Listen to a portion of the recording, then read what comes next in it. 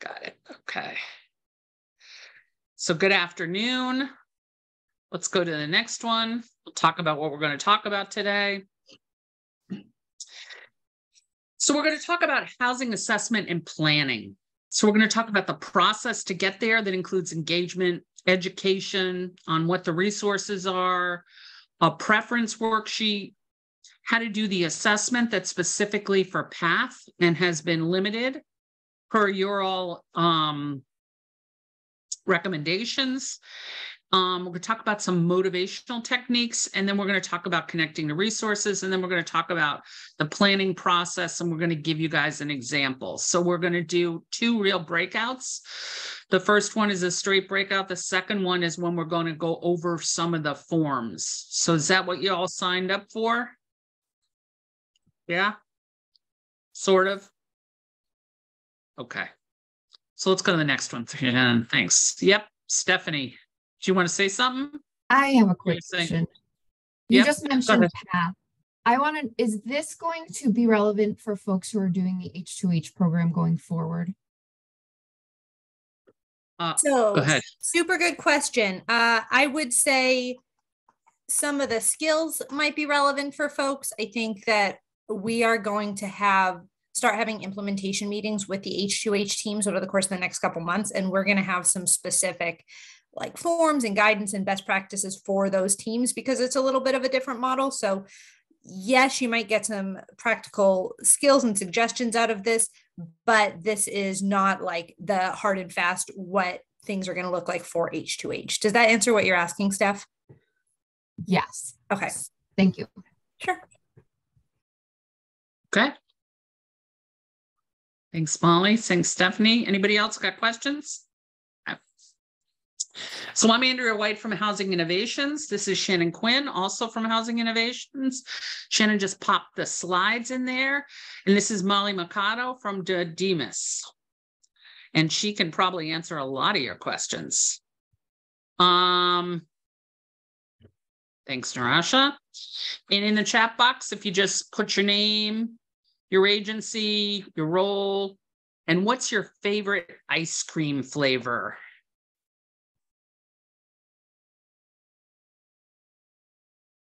Anybody?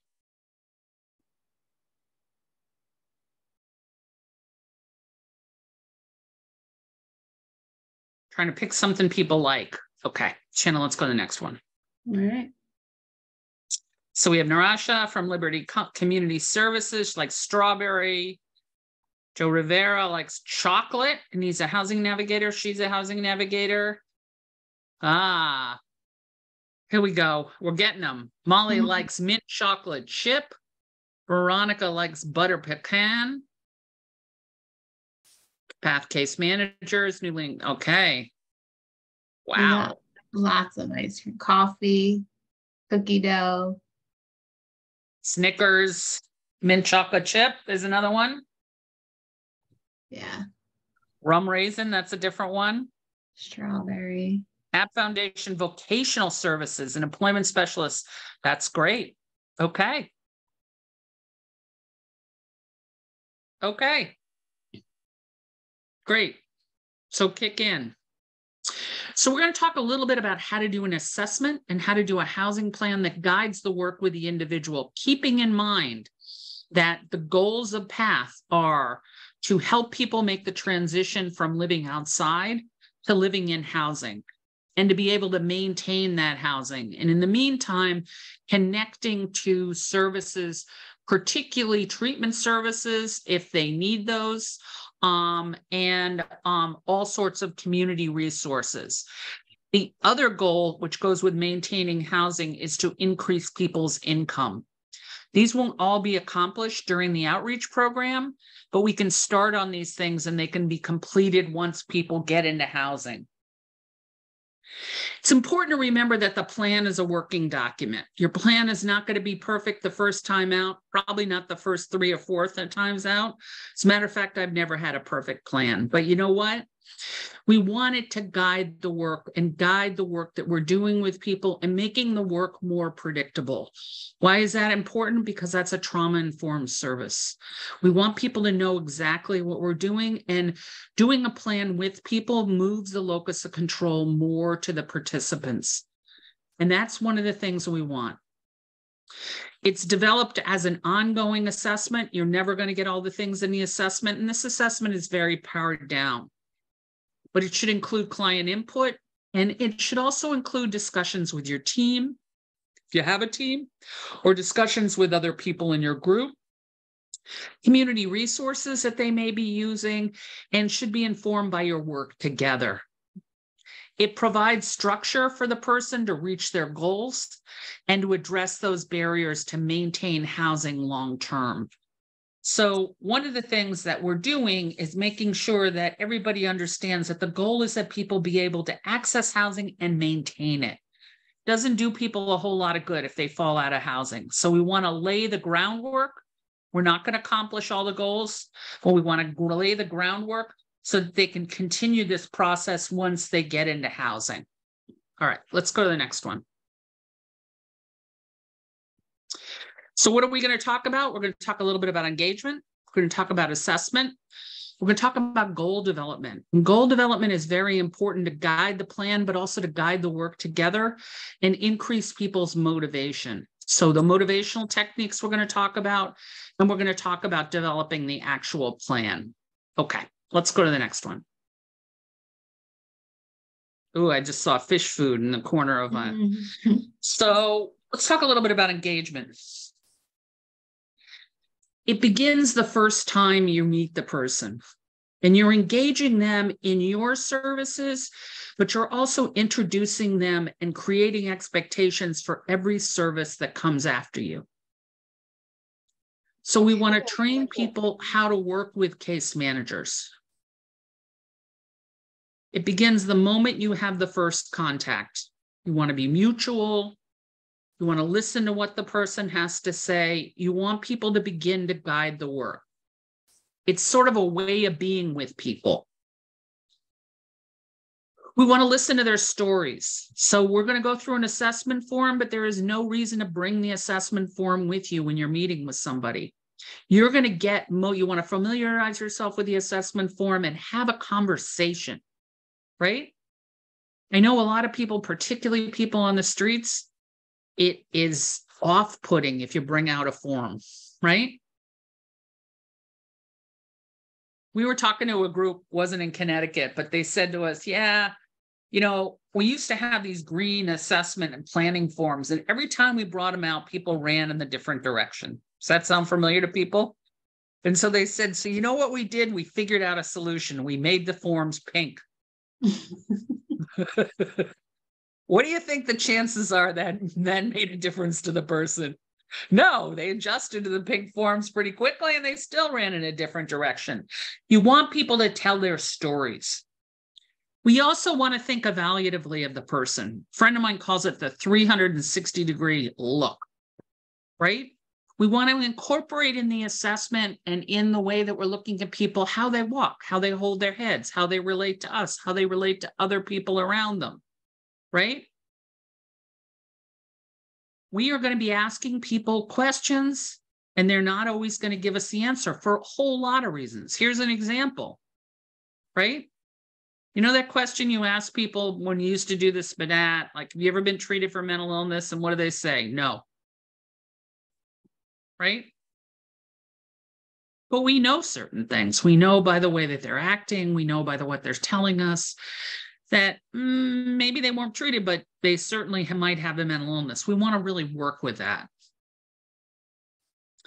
We also want to seek information from HMIS and other providers that have had interaction with people. And I can't tell you how important it is to get those initial contacts, not even starting an enrollment, before the initial contacts right into HMIS, because we want to make sure that people are eligible for the housing that they really need. right? And that assures that. We can also get some valuable information from that. Okay, Shannon, let's go to the next one. So we want to be reliable. We want to be supportive. We want to listen to people. We want to explain what our role is. What is your role? Anybody want to say something about your role, what you tell people?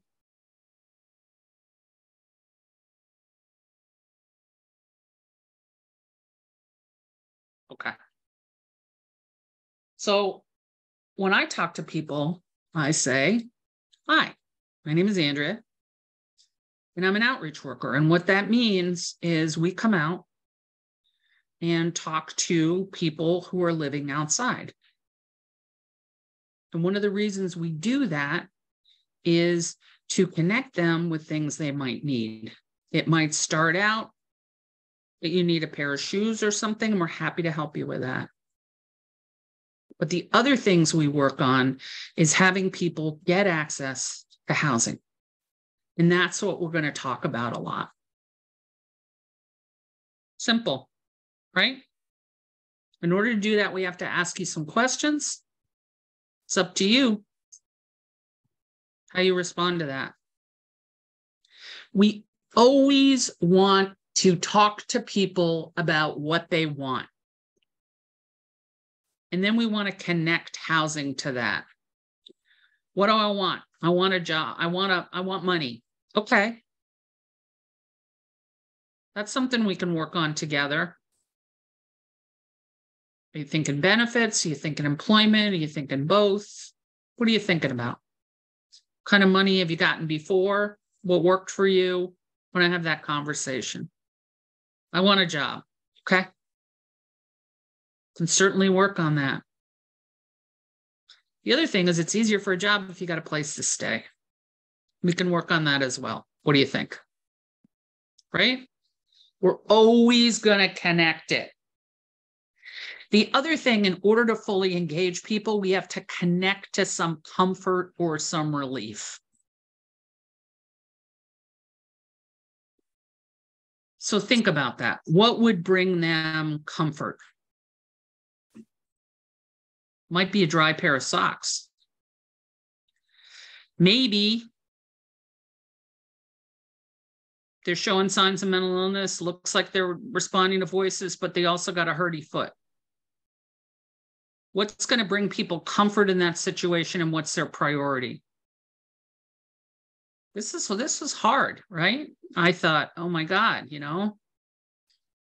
they've got some they're showing some psychosis. It looks like they're hearing voices. That's what I'm going to concentrate on. But you know what? Most of the time, what people want to concentrate on is that hurty foot. And you know what? If we can connect them to a resource to give them some relief, we may be able to increase their confidence in using services, resources, and may get to the point where they accept some treatment for the voices. So we're going to build on it. And we're just starting at the beginning. Right? Okay. Let's go to the next one. We want to develop trust. We want to do what we say we're going to do, show up when we say we're going to do it, and we want to structure the relationship. We want to give everybody an opportunity to talk about what they bring to the table. You want to talk about what you can bring to the table, and you want them to talk about what they can bring to the table. And part of that is going to come up in the assessment, and we're going to focus on that. We're going to allow people to talk about their experiences, and we're going to try to get somebody to relate the positive things about the experiences. We're going to definitely hear the negative things, but we're going to try to get them, was there anything about this? It sounds like people, you really didn't get your needs met in that shelter. Was there anything about the shelter you liked? And connect that to how we build a plan. This sets the tone for all the future work, not only yours, but every future case management. And that we're going to transfer some of this engagement, which is a really key area that you're working on, on to the next service worker. Okay. Somebody want to say something? Lena, you want to? Okay. There we go. All right, let's go to the next one. So as we engage people, this is free enrollment. We want to establish some sort of working relationship, and that working relationship is going to lead to the enrollment part. We're going to identify what they want and what they're feeling.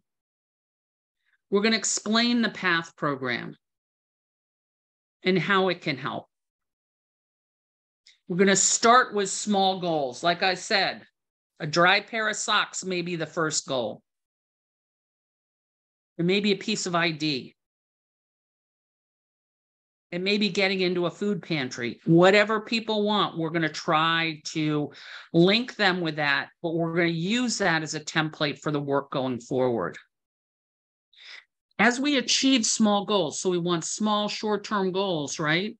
People begin to have confidence in the relationship, and that's what we want. We also want to build motivation for a home. Somebody wants to hook up with a food pantry, great, we're going to help them with that. We're going to make sure that's accomplished, and then we're just going to talk about what they like to cook. Do you like to cook? What do you like to eat? Right? Because when you got your own home, you got a lot more choices about what to eat than you do at a food pantry or at a soup kitchen or even a shelter. So we're going to focus this on what they are looking for. Putting in that housing every chance we get. Okay, let's go to the next one. So then we're going to do an assessment, right? We're going to turn these conversations into an assessment. And like I said, you don't have to go through the form in a linear way. You're just going to try to get some of the information in it. The other thing is you're going to do your first assessment, but then you're going to re-up the assessment because things change over time. As people trust you more, they're going to tell you more things. And you know what? That's a good thing. I don't know if you've ever had anybody go to housing and the landlord says, tell me a little bit about yourself. And you think, oh no. And they say, well, I've been diagnosed as schizophrenic. I've lived on the streets for this long. Once in a while, I smoke meth just to feel normal. No, you really don't want that conversation going on. So we don't want to train people to just spill their guts to everybody. So unfolding over time is fine when they understand what our role is and what the trust is. Right? So we're going to update that assessment at least every 2 months. Yes, I know the requirement is every 6 months, but the recommendation is every 2 months. My recommendation is actually monthly, but I'm not going to do that to you guys in this session, right? But we want to update them all the time. And as we get new information in the assessment, figure out a way to just get it in the assessment. I think part of what you're saying, Andrea, is that how you want it to be useful is as a living document, right? Yeah. So when you say update every month, kind of update every time you have new information, right? Yep. That's right. That's exactly right. To be useful in the process. Yeah. That's exactly right. But as I said, right now the requirement is every 6 months, but you want to use it as part of you want to use it as part of the relationship. You also want to refer to it every time you meet with people. And you want to put everything in it. This is not just self-report. This is not the SPDAT, right? This is an assessment. So it includes your impressions and includes information we get from other places. And like I said, you don't have to bring the form with you. Okay, let's go to the next one. You just caught me. Do we have something in the chat? And I'm just putting the assessment in the chat. Oh, great. So y'all, if you want to talk, just unmute and talk. It's much more interesting that way, trust me. Right? Okay. So these are some things that go into the assessment. You want to know what their housing history is. You want to know the last places they lived. This is all part of a conversation. You want to know if they've ever had a lease. And you want to know if the lease has been uniformly enforced and how people worked with that lease. You want to know how they got goods and services they needed. What are the skills that they've developed through this process of homelessness? How do they negotiate for things? You know, part of the urban myth is people on the streets don't have any rules. And I'm here to tell you, and you guys know this is not true. There are lots of rules when you're homeless. They're not all written down. There's no guide. But in order to stay safe, in order to feed yourself, in order to stay in a place, you have to follow some rules. So they understand rules around them, and we have to come to it from that. We want to know what people's roles and responsibilities were in the last place they lived. What worked? What didn't work? What did they like? What did they didn't like? This is all part of a conversation. We also want to know the cause of the initial episode of homelessness. We should be aware that this is usually a traumatic experience. That's not something people are going to share with you right away. But one of the reasons we need to know it is because history repeats itself. And the biggest predictor for future behavior is past behavior. So we're going to do a little eviction prevention based on that information. But like I said, it's going to be tough to get in initially, and that's okay. Want to know how long they were homeless, where'd they live, where did they get the resources they needed, how did they stay there? So for instance, you don't have a lot of encampments in Connecticut, right? Is that true? Yes, no? Usually, say it again. We have some. Okay. I said false. We do have many encampments. You do. So Elizabeth, where are you located? Milford. Really? Okay. Well, yeah, there's a few well-known encampments out here. Yeah. Okay. So that helps. So have you ever talked to somebody who sort of stays in the encampment close to the Haven too? Okay. Mm-hmm. Stays in the encampment, but stays on the edge of the encampment? Yes. What does that usually mean to you?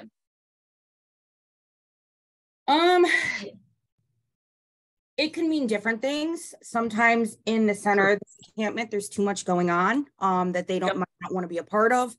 Yep. Or they like to be close to people, but not right on top of people. So they like the sense of community, but they don't necessarily want to be right there with people. Mm-hmm. It could be, it's just different reasons. It's true. Hartford has a lot of encampments. Okay. So the other thing that I know from people who stay on the edge of the encampment is there may be some mental illness. Not always. As Elizabeth said, there's many reasons why people would be on the edge of encampments, right? They might not like what's going on in the encampment, but they want to be there for safety, that sort of thing. But especially people scream at night, they tend to be on the edge of the encampments, right? So that one of the things we prioritized in the encampments is who's on the edge, right? Because there's something they're uncomfortable with. Could be mental illness, could just be what's going on. So it's something to think about. But that's one of the things that teaches you. People seen other things when people are sleeping outside that tends to have a pattern. What we look for is patterns, right? Are we always right? No. But what are other patterns you look for? What are things that would alert you that the person may need more help?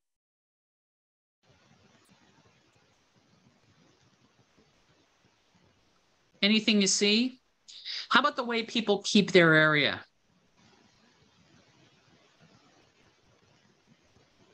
If people have a ton of stuff, 2 shopping carts, many bags, it's all piled up. What do you think?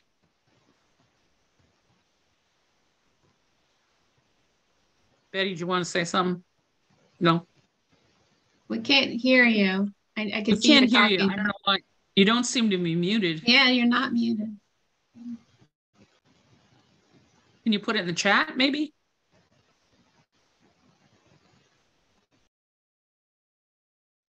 Now you're muted. You weren't before. Sorry about that. Anybody else while Betty's putting in the chat? Can I share something real quick about an encampment? So here at Fellowship, about maybe 2 years ago, we had a couple and the mom. They were living behind the executive director's office for about 4 months. That's interesting. And when we figured it out that we went back there, they had more furniture than I have in my own apartment. Yeah. They had 2 tents, a tarp. They built beds. They had, I don't know how many plastic bins. They were working on creating a fan. Yeah, it was a fully furnished apartment right behind the executive director's office for about 4 months. So what did that tell you? That how creative they are, their Yes. surviving skills, the amount of time that it took them to move everything in and be there for 4 months, and we didn't even realize it. Yep. So they also, if they had all the furniture there, seems to me like they want a home, right? Mm-hmm. Yeah. That was a good one. Yesenia says resourceful. Right. Also, they want that sense of home. Yep. And Jay Miles said mental health issues is something that can be observed. Yep. By seeing how one keeps themselves up or the belongings and what they choose to keep or not keep. And that's really important. So we're doing mental health assessments in terms of observation. We're looking for patterns. Yep. And Betty said some people suffer from hoarding, and they have lost everything and are afraid to let everything go. They're afraid to have nothing. That's absolutely right. So there's a lot of things that could be going on, right? So if I saw somebody with, rooms full of furniture, I would think, okay, they want to make this a home. They have a child, right? I would also be a little worried about hoarding, but it may not be an issue. It may just be that they didn't want to let this stuff go. They lost their apartment. They didn't want to lose the furniture. And they were really resourceful. So that's good. Those are the sorts of things that go into your assessment, right? These observations. You also want to know what people's routines are and what people's supports are, because that's going to be really important once they get into housing. Okay, let's go to the next one.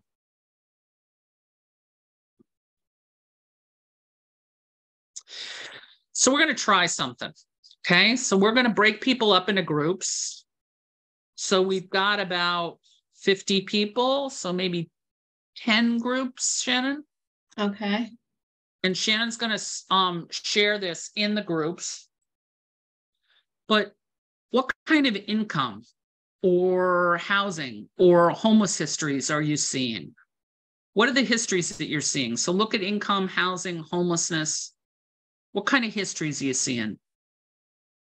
What kind of roles do people have when they're homeless? And how is housing success connected to people's personal goals? So you want to think about it. What they're telling you, what they want, what kind of histories they have, and how is this connected to their goals? So Vividel said that it was a family and they had a daughter. How old was the daughter? So it was a couple and her mom. So there was no kids. Yeah, we don't allow children on campus, but yeah, it was the couple and the mom. Yes. Okay. So they wanted a home, but they were also very caretaking of each other, right?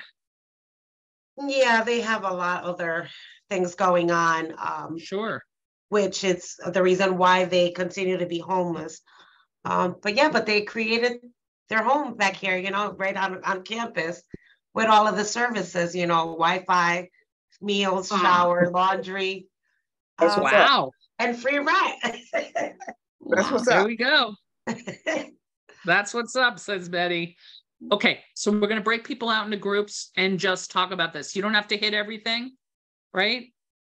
But I had thrown income in here a bunch of times because that's often people's first goal. Money. But think about what their goals are. That doesn't have to be the goal. So here we go. Go ahead, Shannon. Okay. Breaking them up. Yep. So we're going to take 10 minutes. I'm going to pause the recording. Thanks, Shannon. Mm-hmm. Welcome back. I'm sorry. Part of our job is to disturb you guys when you're having good conversations, and it looked like you were having good conversations. So I'm sorry about that. But talk a little bit about what you talked about there. Did you talk about what you're seeing? Did you talk about roles people had, how you connect housing success? What'd you talk about? What people want? Anybody? Well, Yep. Go ahead. I was in group 3, and we were speaking about how like a lot of our clients, they have like the SSID income. And with that income, it's kind of like, very hardening for them to find an apartment because it's not an efficient income to survive off of, because they get that income for a month.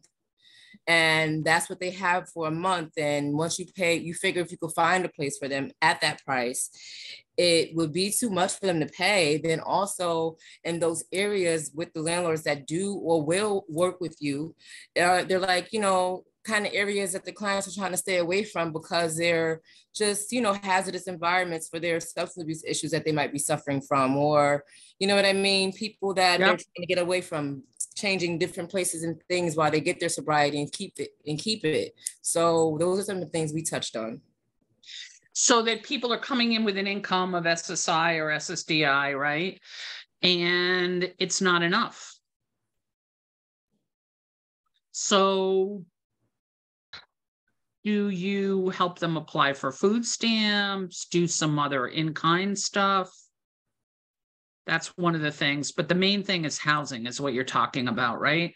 Yes, basically housing, and basically that's what they're like, in need of, because some of them are still getting, their food stamps, they get their SSI benefits, but because they get the SSI benefits, the DSS food stamp SNAP benefits is affected by, what portion of it, because now they're like, well, you have income, so you get this much. And that's really not enough to really eat and survive off of. You figure you pay your light, your gas, and transportation to get to wherever you got to go. A lot of them are even thinking about, trying to work a few hours so they can manage themselves with their SSID budget. And that's certainly one of the options, right?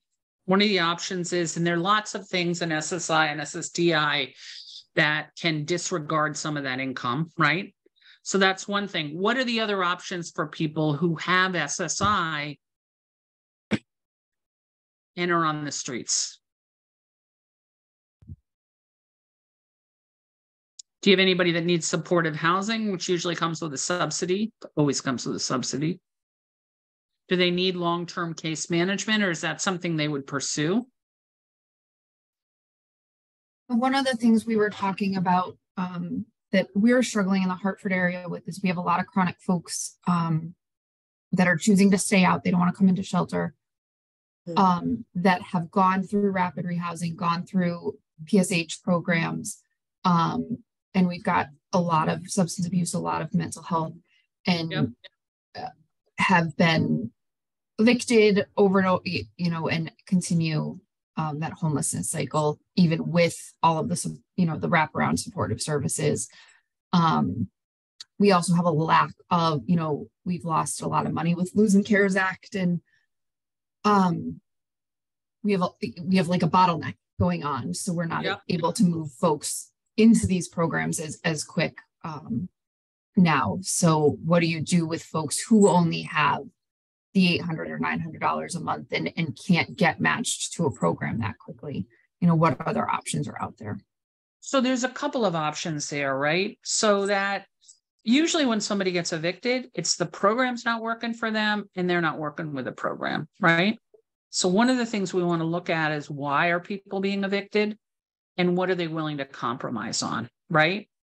So we want to talk about a little bit of eviction prevention with them. But the other thing is, what are the options for people who don't want supportive housing or don't want a case manager? Have you looked at shared housing a little bit? Is that helping any, Stephanie? Sorry, I find the mute button. We've had some success with it, but not in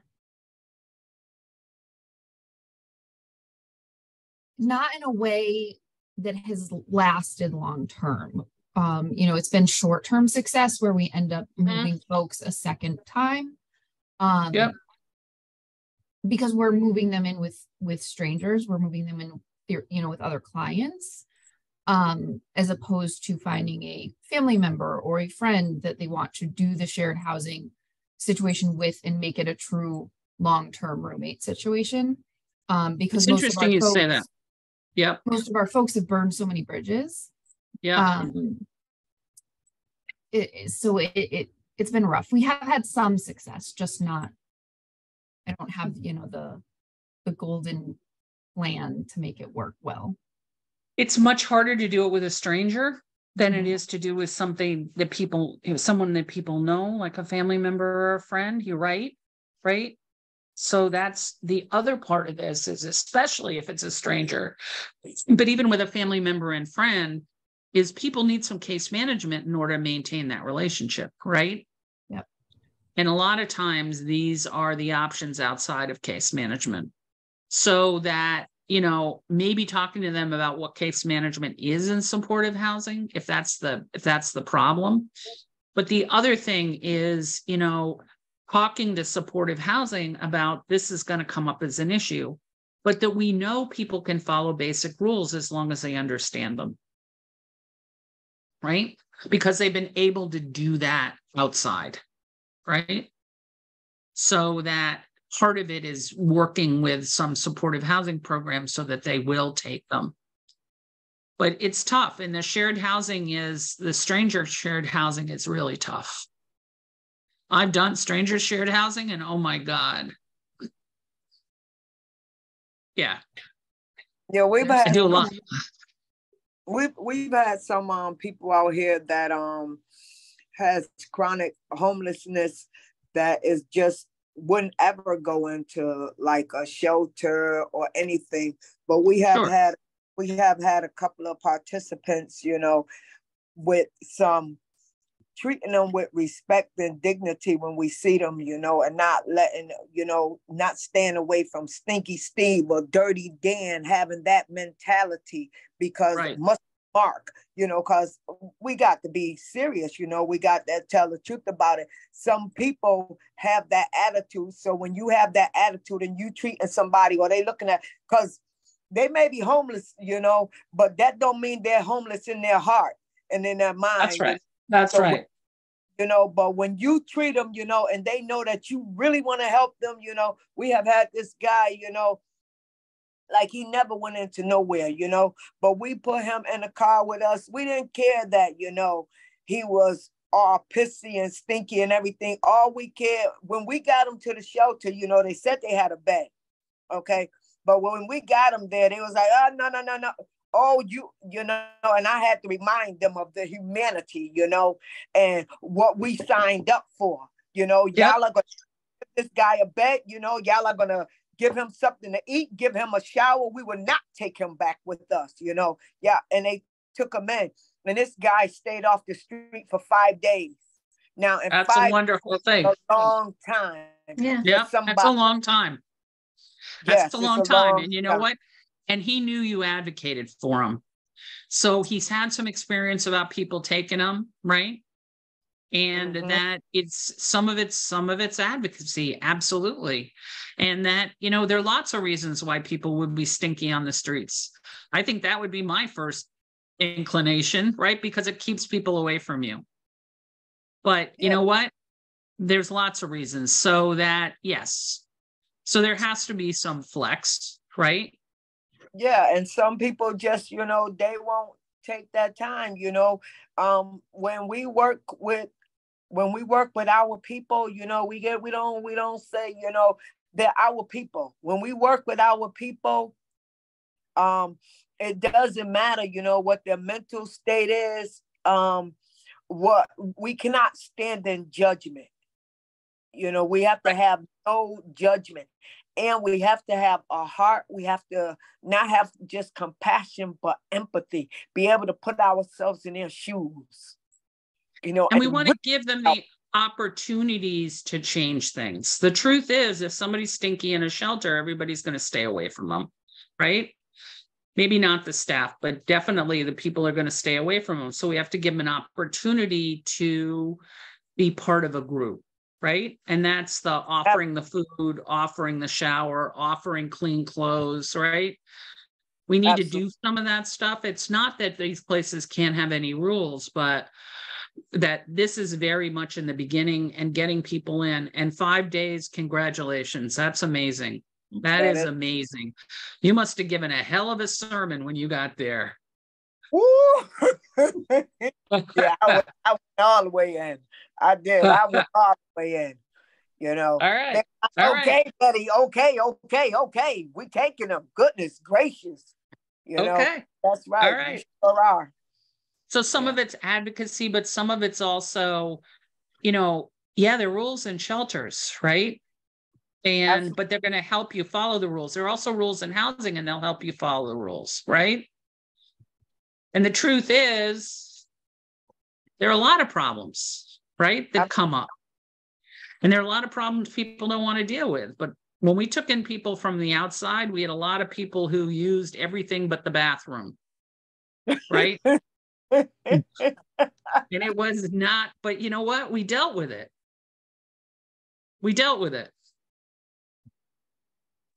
And you know what? That's part of the job, is teaching people what the rules are, right? And figuring out ways that they could, you know, follow the rules. And that, you know, there's some real issues with people, you know, peeing on themselves, right? But let's figure out what the problem is first. So that you want somebody to work with you. That's important. I think the shared housing is a possibility, but you're right. It's much harder to do with strangers, right? But I also think that we've got to get people to take a look at the supportive housing and what supportive housing is all about, right? And help people understand that. And if people can say, you know, we have case management services, but I'm going to come visit you just like Betty comes to visit you. And we're going to base this on what you want and what you need, right? That's right. But I also know what it's like to live in housing, and we're going to help you with that. Other people have stuff to say? Thank you, Betty. Okay. All right, let's go to the next one. So let's talk a little bit about a housing preferences worksheet. Okay. Bye, Wilma. Oh, get out of there. Shit. Okay. We're going to pull up the housing preferences worksheet, but you guys also have it in the chat. And also, if you downloaded the slides, you can click on the slides, and that will bring you to the housing preferences worksheet. So this is very simple, right? But what it sets up is your ability to negotiate with people and help people see what they want. So there's a lot of stuff on the left-hand column. How many here can get everybody on the left-hand column, can get everything that they want? Nobody. Anybody move lately? Anybody get a new housing lately? Did you get everything you wanted?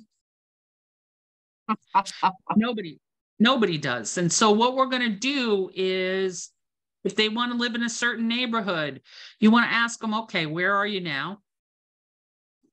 This is what I would love. This is my dream. But this is what I would accept.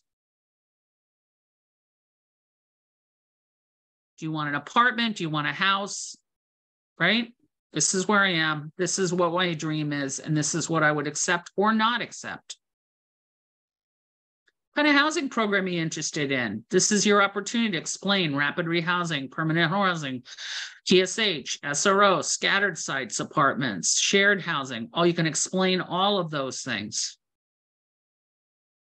And you're going to negotiate. Yep, David. Hey. Hi, David here again. Good.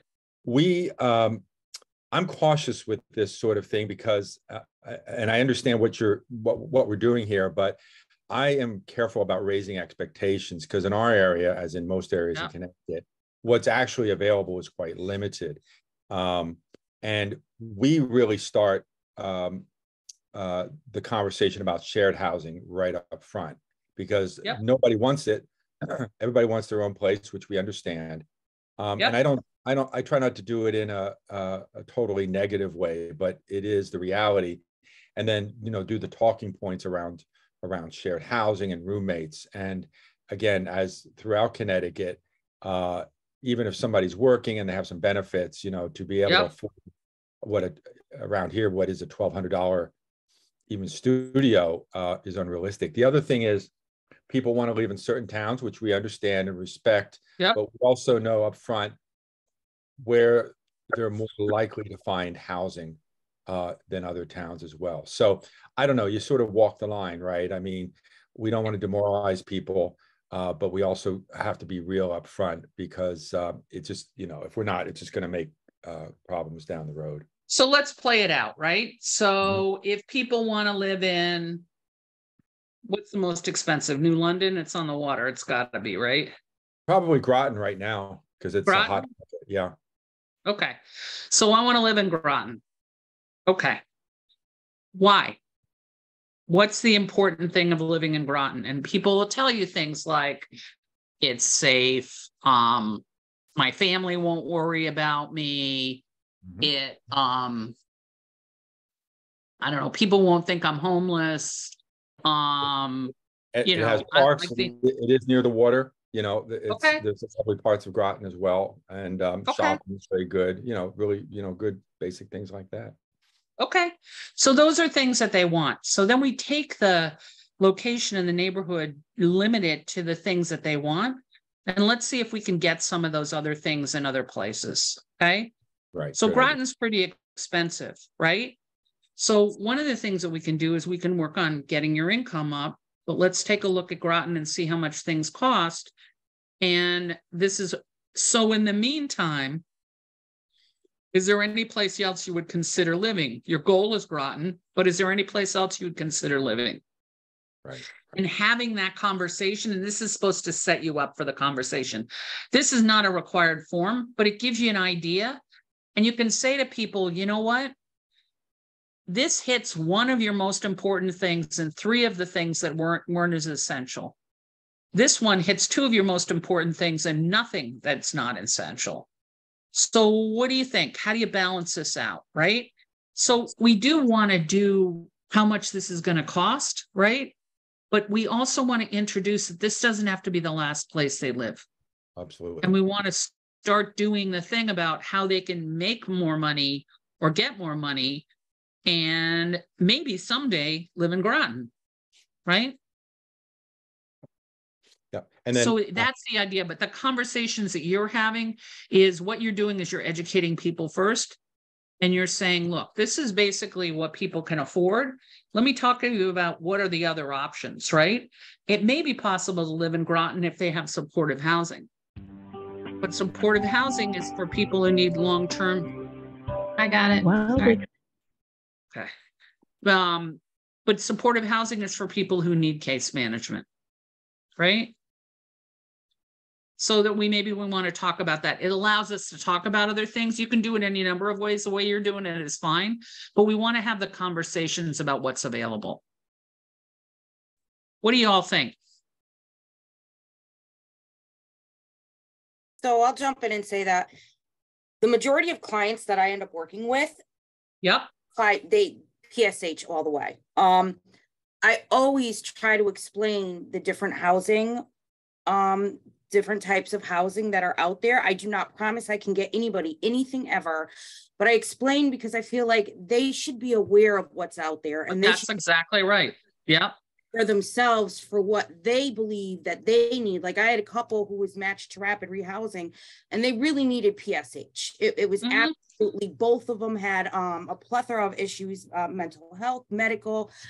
And I explained everything to them, and they advocated for themselves with their housing case manager to have it escalated to PSH. And they eventually ended up getting the PSH. Great. They need it. They need case management. They'll always need case management. So I do try to just like let the clients know what is out there. And I'll be honest with you, I can tell from working with the client what kind of housing that they require. I know when a client definitely needs PSH. I know when a client is coming to me and they work and they're capable of working, but they're pushing for PSH. You don't necessarily need that. You are able to hold down a job. You do have sufficient income to get housing. I'm in that instant, there are other people that need that PSH more, and I will advocate harder for them. Okay, but what's out there. But you know what? I'm here to tell you that applying for the PSH, but also talking to them about eligibility, right? Oh, they have to have a disability, absolutely. right? They do, yes. They have to be in need of case management services, right? In order to be a priority. And this is who they're prioritizing through the CAN. Yeah. So we can apply for PSH. But there's no guarantee. But what's your backup? What's your backup? You know, and I think that some people have been Stephanie. through these agencies and different agencies long enough to know what to say to try to get their needs met. So I do have clients that I know, oh yeah, I have a problem with alcohol. Put that in my file. Put it in my file. And it's just, you just start to be able to read people if you've been doing this long enough. Okay. So everybody needs their needs met. Let's talk about that. Let's talk about that, Stephanie. Elizabeth, I know what that looks like, right? So I've had people say, mark me down as schizophrenic. And I say, okay, but let's look at what a schizophrenic is. And that one of the things about an alcohol diagnosis or a substance use diagnosis is it has to interfere in major areas of the person's life, right? So we're going to talk about that. Is that an eligibility criteria for PSH? Yep. Right? And ask them how they're going to use case management to deal with that. Ask them the question, right? Do they need to accept case management? No, but we're not going to start there. In order to be eligible for PSH, you got to need some level of case management, right? Mm-hmm. So let's talk about how you would use the case manager. Let's also talk about that they're not going to be the priority, right? But what's your backup plan, right? What's your backup plan? Mm-hmm. Telling people that they're not going to get a subsidy, which is how people look at PSH, basically doesn't work because then their focus is on getting you to refer them to PSH. So let's talk about what's the eligibility. Let's talk about who they're going to prioritize. Let's talk about the reality, right? Mm-hmm. And you can do that using these things. Look, I mean, it's interesting to me that it used to be everybody would come in and say they needed one of those subsidies. Now they're coming in and saying they need PSH, right? But what is PSH? I think it's an opportunity to have that conversation. The other thing about the conversation is, it's tough to get into PSH. There are not that many slots, right? So maybe we need a backup plan. We don't, and I know you weren't saying this, but we don't want to gatekeep for these, but we want to be honest in the applications. And we want to be honest with the clients and tell them, who's going to get prioritized and who's not. The other thing is people think secretly you've got all these slots in your pocket, right? And I mean, that used to drive me crazy. I used to, invite people into my office, open all the drawers. See, no subsidies in there. I'd empty out my pockets. I'd put them inside out. See, no subsidies. You know what? That didn't work at all. They thought, it was hidden somewhere. So we evolved to explaining what the programs are, helping them make a match, and telling them what coordinated access does. And look, if they can advocate for themselves that they need it the most, God bless, right? But if we become the gatekeeper, then we're always the center of the argument, right? So we want to make sure that people understand and have all the information so they can make an informed decision. This sometimes helps, it doesn't, but you want to explain some of this stuff and you want to negotiate, you want to ask the question. David, you want to say something? Okay. You're welcome to use it or not. Let me ask you another question about PSH, right? So the rumor has been in PATH that you need an ICD diagnosis in order to get referred to PSH. Is that true for anybody here? A what diagnosis? ICD. It's a, thank you, Molly. It's a diagnostic category. It's the international, I forget what it stands for, but Molly might know. It's a number that goes along with the diagnosis. Yeah. This is not, and if anyone comes to the outreach meeting next Tuesday, we're announcing it all over the place. This has been out in the ether for a while. I think it was coming from a place of trying to really get prepared to be able to try and help people tap into every possible resource that could be available. But what's happened is people have seen that and thought, oh, I need a diagnostic code. Like, oh, darn it, can't move forward. Like, need this to move forward. And now we can't. That is not true. ICD codes are not required. HUD does not look for them. HUD does not need them. And so we're, Demas, be prepared to hear this from us at every meeting you're at for the next several months. ICD codes are not necessary. And if you have questions and want to talk through like, oh, well, my agency uses them for XYZ, give me a call. We would be happy to talk through like, okay, where does this make sense for you? And how can we stop it from being a barrier? Because you absolutely do not need a diagnostic code at PATH, at outreach, or even to get into a permanent supportive housing program. You just need that verification of disabling condition, which is different and a lower standard. So happy to answer more questions or meet with people offline, but we want to bust that myth that's been out there for a while, and that's just not the case. Yep.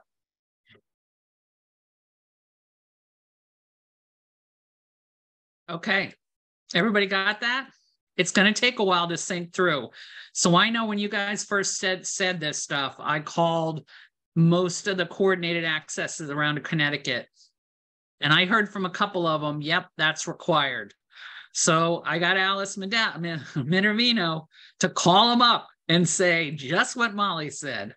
And I don't know if that's worked or not. So you should also tell Molly if your continuum of care is requiring an ICD diagnosis. Okay. And nobody will get in trouble. We just want to make sure that it's not a rule that people feel stuck to, because it's not required at all. Nope. You know how this stuff goes. And people say, oh, it's a HUD requirement. It's not a HUD requirement, right? It's not a DEMAS requirement. It's not any of the requirements. It's a disabling condition. You know what, Shannon? I wasn't sure if we were going to need this, but let me pull it up.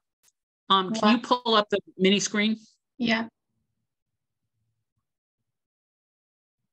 So this is called a modified mini screen, and the clients can do this themselves. You can do this with them. It's major diagnostic categories. Can you see this? We did a training on this. We're happy to do it again, but has anybody done this? This is enough to enroll people. You don't have to get a doctor's diagnosis. The goal is always to connect people to treatment, but it doesn't need to be beforehand. So you can enroll people in PATH on this.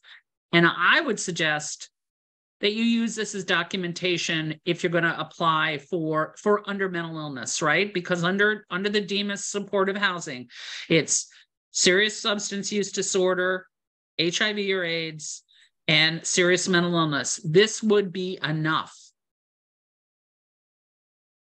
You also want to document the fact that you're trying to connect people to treatment, but if they refuse, they refuse, right? Does anybody use this mini screen? I've never even seen it. Okay. So you have it, right? We did a training on it. Actually, we can get you the recorded training, right, Shannon? Yeah, I'm working on it. Or if you need a training, you should tell us this, right? But you can use this.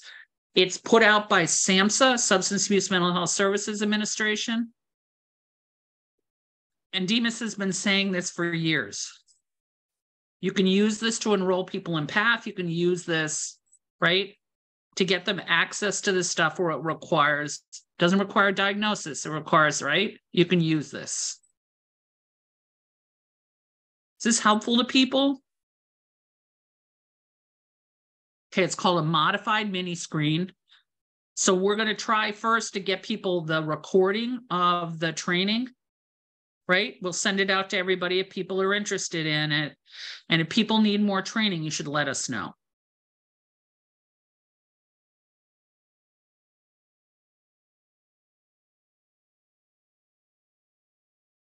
But if a ICD diagnosis is what's holding you up for referring somebody to permanent supportive housing who needs it, don't let it hold you up. Okay? Okay. Let's go to the assessment, Shannon. Okay. Does everybody see it in the chat?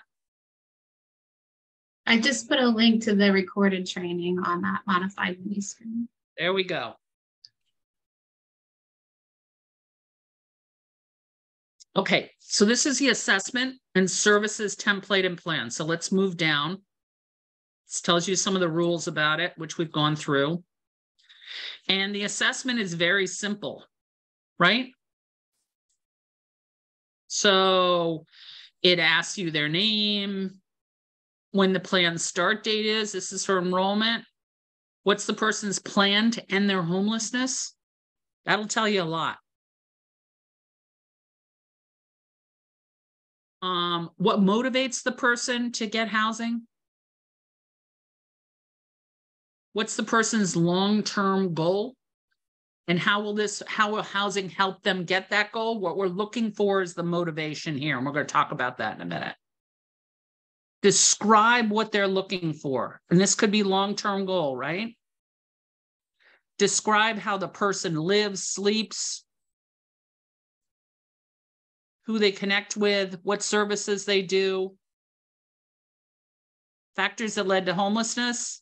Did the person ever serve in the U.S. military? By the way, if you have military veterans, get to know the VA benefits. Okay? People who provide support to the person and their emergency contact. So it's a very simple assessment screen. And this was developed with Demas for specifically PATH.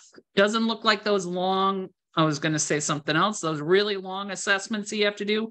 Does anybody here use this form? Go up a little bit.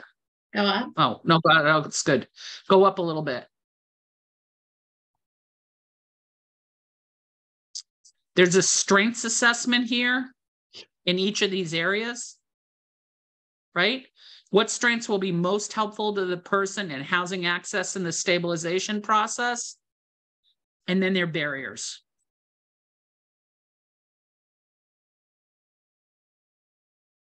All you CARF certified people, it hits the markers.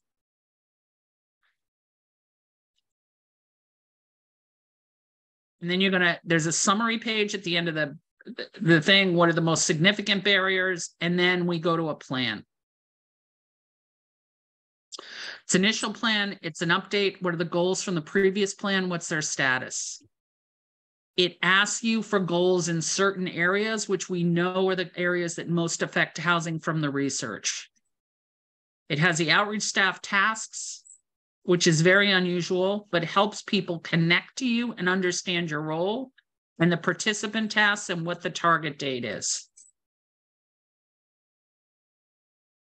It's limited to 3 goals. I would try 1 goal initially, and it has a signature at the end. So if you don't have this, you have this now. And Shannon, where else can people find it in the outreach manual? It's on the CT Boss website on the resources page. Okay. Is this simpler than what you're using now?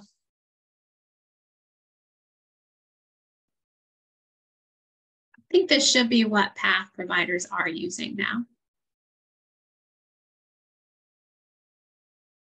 This is relatively new, right? So from last year? Maybe last year, yeah. Well, Yeah, last year. I, Yep, it's from last year. yes. And some of it, we actually listened to you guys when you talked in those case conferences. And this was something that people asked for. So if it's not working, we want to hear that too. But if it is working, try it.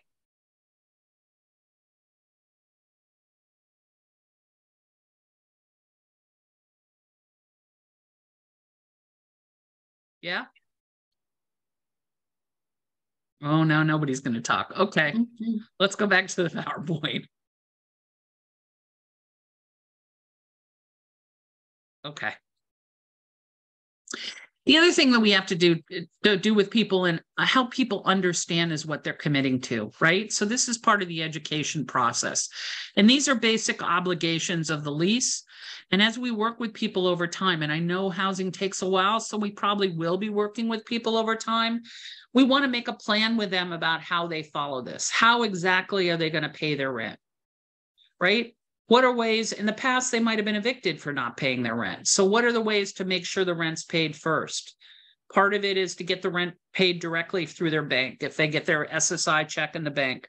Another way is rep payee. We want to offer all of these options. How do they, what does it mean to keep the unit free of health and safety hazards? There has to be egress. They have to be able to get out in case of a fire. There have to be, there's a limit on how much stuff they can have in an apartment. How are we going to figure that out? Why can't they allow other people? Can they move in all their friends? No. Part of the reason, right? This is the reason, because these buildings aren't built to take all these people, and that the lease means that only people on the lease can stay there. Can they add somebody to their lease? Possibly. But if they get a subsidy, that's going to be more complicated. And we're going to talk about how we're going to do that. We're going to talk about how important it is to keep your utilities paid. Some people may have lived in housing before where they use the sort of balancing act to pay their bills, and they only paid the electricity when the services was cut off, or they only paid the rent when they got an eviction notice. Okay, that's a dangerous game. So let's think about how we can do things a little differently so people can hold on to their housing. We're going to have these conversations with people. Let's go to the next one. We also want to talk to people about their rights. One of the biggest things that people are concerned about is anybody will just come into their apartment. And in fact, tenancy laws cover this. And we want to talk about what kind of means people have if this does happen to them. They also have a right to a safe and well-maintained housing. They have a right to repairs. Sometimes repairs take up to a week, but if it's a safety concern, they have to be moved on within 24 hours. And how are we going to make sure that happens? How are they going to make sure that they tell the landlord in writing that there's something wrong? They also have a right to due process, and landlord can't just say, get out. So these relieve a lot of people's fears, and we want to go through what the process is so that people understand and that people get a chance to figure out the rules, particularly in PSH. Is nobody expects people to know all the rules right then. So Molly just put something in there. Molly, you want to talk about what that is? Oh, just as we were talking about utilities, if folks were playing the balancing act and there's an arrearage and that's a challenge for moving in, just wanted to flag for everybody the ABH block grant program that opened up like a year and a half ago, still open, can help with utility arrears and security deposits. So I just dropped the link for that in there. That's wonderful. So you all, the last time we did this session, Molly was here with Shelley, And they talked about a list of resources. So Shannon is putting them together with Molly on a list for you guys so that you don't have to go back to the PowerPoint or the chat to get the resources. And we'll do the same thing with these resources. We'll put them in a list for you so that you have a list of resources that's freestanding. Does that help? Well, come on, you guys. You said you wanted this. Yes? No? Okay. Yes. Thank you, Keisha. Thanks, Keisha. Thanks, Chris. Thanks, Chris. All right. Okay, let's go to the next Please. one. Yes. Please. Okay. Right. Love It's it. helpful. It's helpful. Yeah. I mean, I'm a trainer and I don't always go back to the PowerPoints. I do once in a while, but I know you guys never go back to the PowerPoints. So yes, absolutely. I want it. Yes. You were one of the people who said yes. Okay. I think this will be helpful. We also want to develop goal-based strategies, right? We want to work from the person's own experience and their own values. We want to take in mind culture. We want to take in mind what are their expectations, right? If you're a Black man who's homeless, your expectations are going to be very different, right? We want to take that in mind. Good. Thanks, Capri. So goal setting is an individual process. Emphasize about goal setting and unmet goals. Nobody is 45 and thinks that when they were a kid, when you said, what are you going to be when you grow up? Nobody said, I'm going to be homeless and I'm going to be using substances on the street. Nobody, right? So that people have been disappointed and that there have been a lot of goal setting. How many treatment plans do you think people have had when they get to you? Hundreds, right? And they may not have worked out for the person, or some of them might have worked. So let's talk about that. Let's talk about what worked for people in the past and what are the struggles in reaching their goals. We want them to believe in these goals because the goals are going to make the foundation of the motivation. It's got to be something they can feel. We're also going to talk about people's strengths, what they're good at. All kinds of strengths. Recording. Huh. Yeah. It is recording. Yeah. We're going to remember income and housing is often most key to long-term goals. And we're going to really focus on that. Okay, let's go to the next one.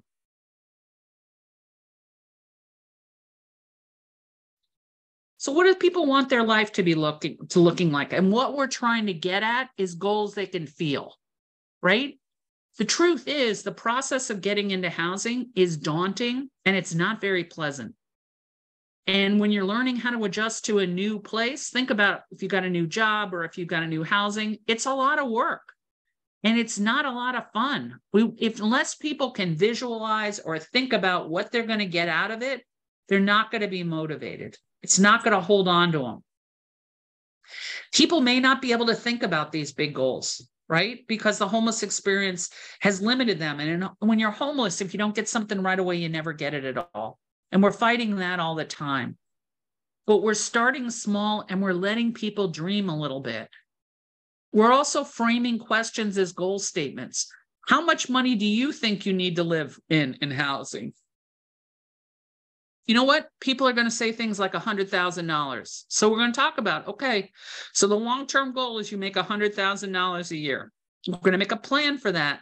But in the meantime, how can we get you into housing? How can we help you be more comfortable? How can we use it as a step towards your goal? Right? $100,000 may be possible. It may be a 700-year goal, but as long as people can imagine what it would be like, and sometimes it's very simple. If I made $100,000 a year, I could, get what I like to eat and cook it. Okay. You know what? You can do some of that now. I could live in a place that I'm proud of. Okay. Well, we can do some of that now. What are the goals? What do the goals mean to you that are long-term goals? And how can we do them now? And how can we work towards those other goals? Goals provide people structure and purpose in their life. And goals people can feel provide people with that motivation. You're also going to identify what's negotiable and what's not. What can wait? We're going to also talk about what are their options that are available as steps towards those goals, and we're going to ask what they hope to get by achieving that goal. I've done this with you guys before. We frame it as a so that statement. I want housing so that, and oftentimes it's simple. I want housing so that I get a job. I want housing so that I get a boyfriend or a girlfriend, or I have somebody to do something with on a Saturday night, or I want housing so I can cook dinner for my family and they can come and see that I'm okay. I want, those are things that mean something to people, and they're often achievable in less than optimal circumstances, so that their first place, they may be able to, it should be safe. They may be able to be in a place where their family can come over for dinner, or whatever they want to do. Let's integrate that into the goal. I mean, we're not going to integrate things that are dangerous or illegal, but everything else is up for grabs. And those may be their person's long-term goals. We want them to feel something because that's what they're pulling for. Right? Okay. Let's go to the next one. Oh, sorry. Oh, we have 1 minute. We're also going to really focus on the skills. It's right. We have till 3. We have till 3. Okay.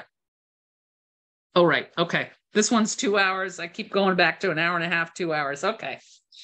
So what are the skills for housing, right? We're going to start doing things like education on options. What is rapid rehousing? Does rapid rehousing mean you're not eligible for permanent supportive housing? No, it doesn't, right? But it gives you a chance to figure out if you need permanent supportive housing. We're going to mentor and we're going to teach people to make connections. We're going to help provide support for follow-through on the connections. We're not only going to make the connections, but we're going to check in with the connections to see if the person is using them. And if they're not, then we're going to figure out what's going wrong and try to fix it. Maybe transportation, and maybe they're just not interested. Well, maybe there's something else that would help them. We're going to connect the steps to goals, both long and short term, and maintain that motivation. So we're always going to bring in those long-term goals, what people want. I realize you guys aren't a dating service and you're not going to probably help somebody get a girlfriend or boyfriend, but you could put them in a position where they can do that. Right? I want to add something if I can. I just want to acknowledge for all of you people who work outreach, this can be the very beginning stages of somebody's goals and dreams, and That's you right. may That's not right. get to see. I just want to acknowledge that it can be really challenging in your position because you don't see the many future successes that you have helped plant the seeds for and help the people that you're working with dream of the possibilities for themselves. So you might help them build up to those things, but not see them all in fruition. Yep. Is this making sense? When people try something, we're always going to debrief it. We're going to look for setbacks and we're going to reframe the setbacks, but we're also going to look for skills. Even if something didn't work, they may have exhibited some skills that would work for something else. We're always going to reframe it. We're always going to try it a different way. And it's possible when we think of goals, right? And we're going to always mark progress so people can see their journey towards those goals. Let's see.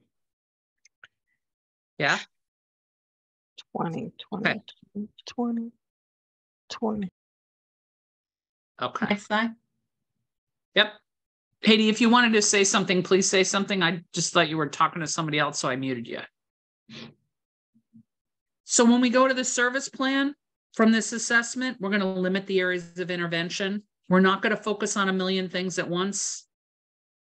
We're going to focus on pressing needs that impact housing retention, also housing access, but also we're going to focus on housing retention. You know, When I was doing outreach, a guy said to me once, you know, the meanest thing anybody could do for me is put me in housing and then take it away. Well, there was a lot wrong with that statement, right? Is that we weren't going to take it away. But the truth was he wanted housing he could keep. And we're going to acknowledge that. And we're going to work with people towards that. We're going to relate everything to the long-term goals. We're going to be aware that may not be a linear process. Plenty of people, me included, when they take a step forward, sometimes they need to take a couple of steps back before they take another step forward. That's okay. That's human. Okay. Thanks, Gregory. And then finally, we're going to connect people to sustainable resources and resources that work for them, because those resources will follow them into housing. Right? So we're working on that retention and access at the same time. Okay, let's go to the next one.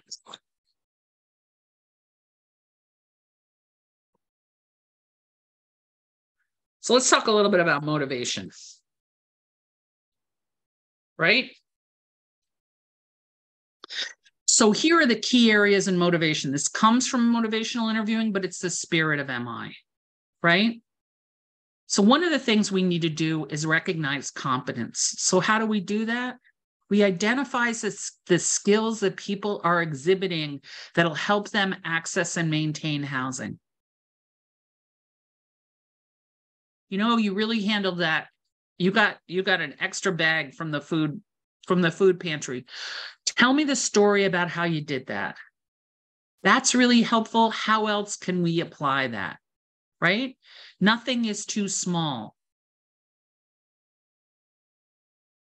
You get respect from a lot of people in the encampment that you're living in. How do you do that? You moved a whole apartment's worth of furniture and it's behind this building. Yes. How'd you do that? And you decided to camp in back of the executive director's office, which I have to say was brilliant. Yeah. Right? So how did you decide to do that? We want to rank people's importance of needs and goals and connect addressing barriers to the things the person wants to find most important. We want to reflect the information. Okay, let me talk a little bit about reflective listening. It's hard to do, right? So I'll tell you a trick. This is what I used to do. Is I said, okay, I want to be really clear on what you said, so I'm going to write it down as a sentence, and let's take this sentence apart and make sure it really reflects what you're saying, right? That was more comfortable for me, but you got to figure out a way to do it so that you acknowledge what you heard from people in terms of goals. You want to also address barriers in the context of goals: housing, employment, money. And then you want to support choice. And a big barrier right now is that people can't get into the housing that they want. So how do we reflect that as a barrier, and how do we work with that? You know, homeless people survive because they work the system. And that what's missing is we oftentimes don't describe the system. And there's no shame in that. We can tell them the truth, right? Coordinated access has to take the most vulnerable people for the most intense assets, like permanent supportive housing, right? Do I wish there was permanent supportive housing for everybody who wanted it? Sometimes. But right now, they have to prioritize people, right? So let's talk about how you can work this. We also want to support choice, and we want to acknowledge choice. And we always want to explore more than one option. And we want to be clear with people what the eligibility is and what the prioritization process is for everything from a food pantry to housing. Is this making sense? It's just having a conversation. Okay, let's go to the next one. So we were going to close it out. sped up a little bit because I had a panic attack because I thought this is an hour and a half. Can either close it out or we can try one more breakout. What do you want to do? I'm up for a breakout. Yay. All right. All right. Let's try a breakout on the so that principle. Okay. So the so that principle is you want housing so that what happens? So what I would suggest is you come up with a goal that your client has and somebody plays the client and try the so that. You want money so that what? You want, what do people want? Think about what they want. You talked about this before and try the so that thing. Okay. So try it for about, I'm going to do 8 minutes. All right. We're going to drive by people in the groups. Everybody knows what we're doing. About 10 people, Andrea? Yeah. Okay. Could be the same groups as last time. So join a group and try to so that. Pause the recording. Yeah. Here they come.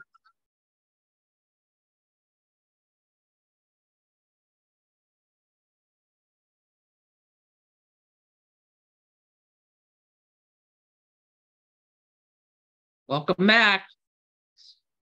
So did you learn anything? Did you get anything? Did you get goals people could feel? I know in group one of the people was talking about, I want housing so I can get my kids back. And that she actually played out the whole thing about she's probably not going to get a 2-bedroom apartment right from the get-go, but how can the 1-bedroom apartment help her? And how can she advocate with the housing authority when her family size changes? So those are really important. And that's a goal she can feel. So other things that people came up with as goals.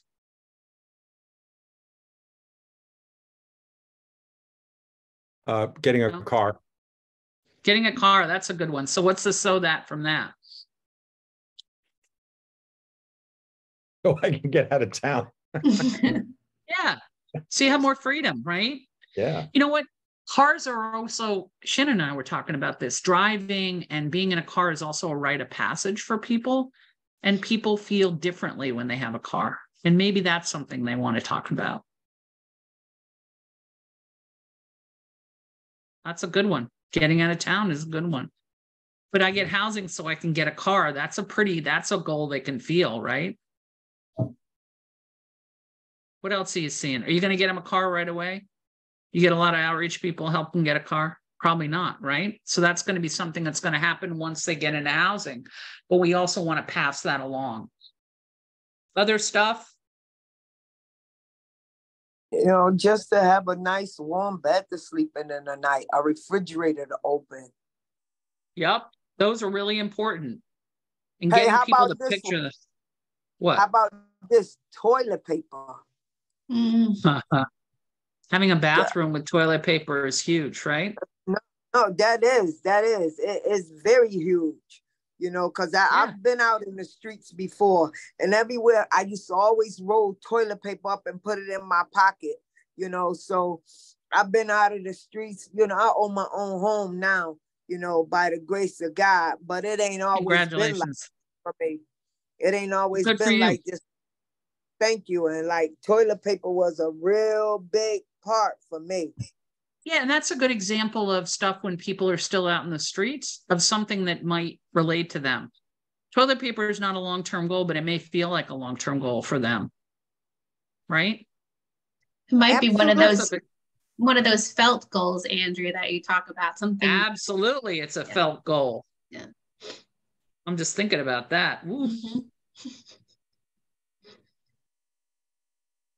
All right, you guys, you know what I also heard is a lot of you all were switching around resources and talking to each other about where you were from and how things are done differently.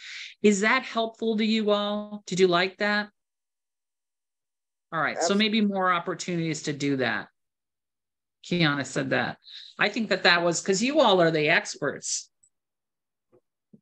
Okay, I'm going to close it up. Maybe give you 5 minutes back in your day. How's that? Thank you. And can you put up the opening slide? I need to grab a shot of it. Thank you. The slides are already posted to the CT Boss okay. website. Okay. No, I'm telling everyone. I'm going to change it for you. And I will post the recording within the next 24 hours. So thank you. There you go. All right, thanks. Okay. So we're going to close it up. So housing planning is part of the process, but it's a live process. You have to do it every time you see it. You're going to refer to the goals because it doesn't become real unless you do that. And we want to really connect to clients' goals they can feel, which you just talked about. Anything from toilet paper to getting your kids back, it's really important. And then we want to make the connection of the plans to the work. And remind people that it's not just access to housing, it's also maintaining housing. Mm-hmm. And the goal is to develop a predictable, person-centered process that can provide guidance for the work. And that's what this is about. If you guys have comments on that assessment and plan, please give them to us. And Molly just put something in the chat that DEMIS and DOH outreach meeting is next Tuesday at 1 p.m. MS Teams meeting, if you need, you know what that is? Microsoft Teams meeting, it's virtual. And if you need an invite, email Molly at mollymercado@connecticut.gov. Okay, so go to that meeting. And if you guys have guidance on this in the future, let us know what's helpful, what's not. We are not very sensitive. We want this to work for you. So let us know, okay? And I really appreciate that. And there's a Connecticut CT Boss training page that Shannon just put up that all these documents are on there. Okay, they're also in the chat. You can download them now. Or if you download the PowerPoint, you can just click on them and get them. And we will get you those resources. We're adding to them. Molly has been working on adding to them. So once we have that finished, we will get it out to everybody. We will send it to everybody. Okay.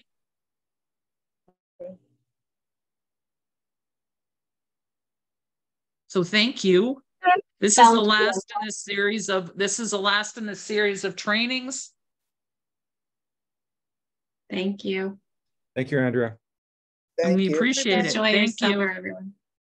Yes, enjoy your summer. And all your ice cream.